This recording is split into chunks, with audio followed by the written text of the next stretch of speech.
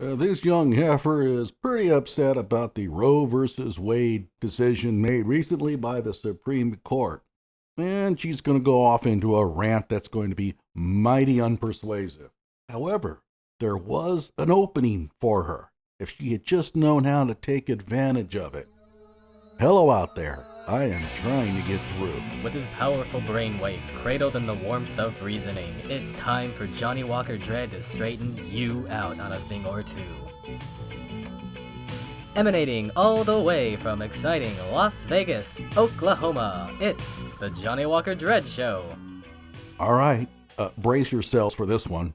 You might want to turn down the volume a little on the video, and if you have any children, send them away. Get angry! This is atrocious! This is war on women! How fucking dare the Supreme Court do this shit! Fuck you, Kavanaugh! Fuck you, Gorsuch, for lying under oath when you were confirmed, saying that you believe that this was settled! She's not happy, and it's not going to get any better, just as a warning. Women will die! But as long as it fits your Christian goddamn narrative, it must be correct! White women of privilege will still have access after their senators fuck them! Poor working mothers will not! Young women who are victims of sexual assault will not! Women who found out that their child is not viable in the third trimester will not! And who the fuck knows what's gonna happen ectopically, because half you men prove that you don't know what an ectopic pregnancy is! All right, well, what's the idea I have? I'm just kind of thinking that they should parade her around, and the idea behind it is that without abortion, you could end up having this as a granddaughter. Now, you got to think, like Reverend Bob. Let's call him Baptist Bob, and he's got his Bible, and he's out giving out sermons and stuff like that, and he's talking the sanctity of life, and how precious it is, and God's will. And then he and his wife, after the service is over, they go out and they see like a couple of horses pulling a cart. And the cart is one of those circus carts that are like have bars on them where they have the freaky sideshows inside. And there she is. And she's got a megaphone and she's just screaming and hollering. And there'll be a banner on top of it that says, "This could be your granddaughter." Now, Baptist Bob would look at that and say, "Oh, hell no. Hell no. I ain't going to have that goddamn thing as my granddaughter." Jesus Christ, you think that I want to put up with that for 18 years? Now, his wife will come in and say, now, Baptist Bob, she could be the next president of the United States, and she could cure cancer. I ain't taking no chances. We'll get a little missy, and we'll go down to Planned Parenthood tomorrow, and we'll see if we can get her in. But Missy's not pregnant. I don't care. I don't want to take any chances. I figure we can take her down to Planned Parenthood tomorrow and get her in line like at TGI Fridays, where you give them your cell phone number and they call you when there's an opening. You see, liberals, you missed your chance.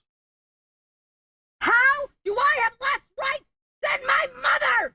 Not everybody believes in your sky daddy. Not everybody believes in your cloud papa. The fact that you tied religion to your decision is pathetic! Rolling back the clock on women's rights and bodily autonomy is pathetic! You fucking conservative cunts love fetuses! You love fetuses! You are pro-birth! They're pro-birth. Yeah, that's right. You are pro-amniotic sac because fetuses can't talk and they can't vote against you. They can't vote for you either. I don't understand her argument. But they make a good narrative for your fucking re-election campaigns. Pathetic! Wait, is she telling me that some of these decisions are kind of political? This will never stop abortions, ever! It stops them from being safe! It stops women from dying from them! It stops women from having back alley abortions! Or throwing themselves downstairs! Well, I mean, that's actually not a bad argument. You could make that claim and say, hey, you know what? There's going to be girls dying and all that, but ranting like this is just not the best way to like forward that argument. It makes you look like a loon. All you did was hurt women, women of color, BIPOC women, minority women, women who are in poverty, women who have to make a horrifying decision of their life versus the fetus. Most of the time, it's a clump of goddamn cells. Cells! So women get to relive their sexual assaults for life or are tied to their assailant. You care more about your damn guns than you do a woman's. Why do they always bring up guns? You know, why can't we just talk about one of these issues for its own merits?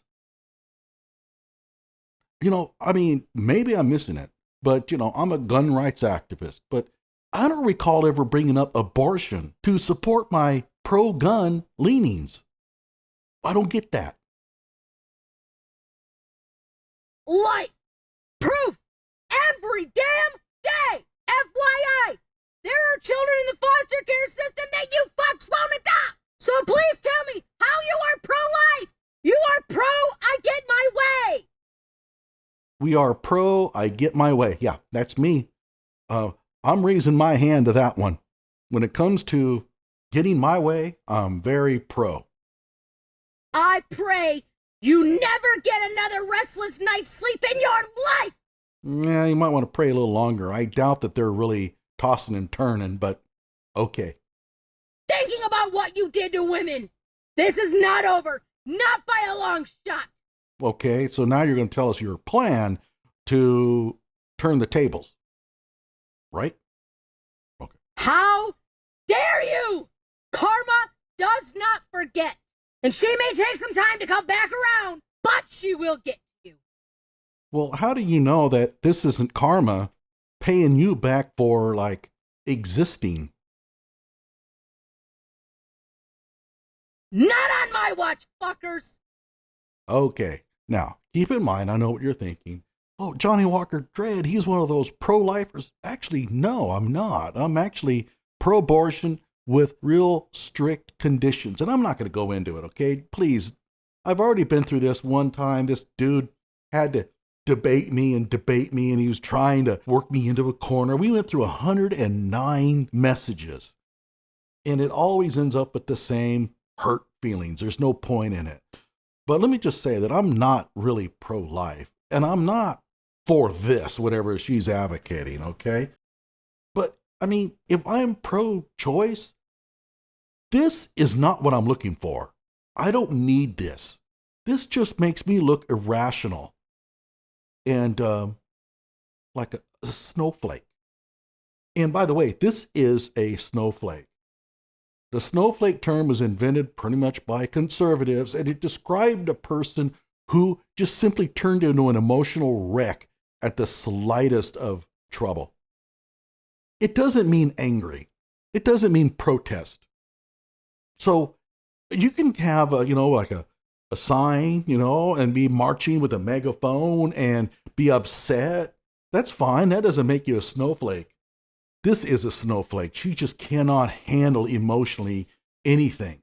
I can't imagine how she even gets through life, to be honest with you. And one more thing here, guys. The Supreme Court is not forever going to always rule for gun owners. We've had it pretty good so far, okay? But there will come a time when we'll have to take our losses.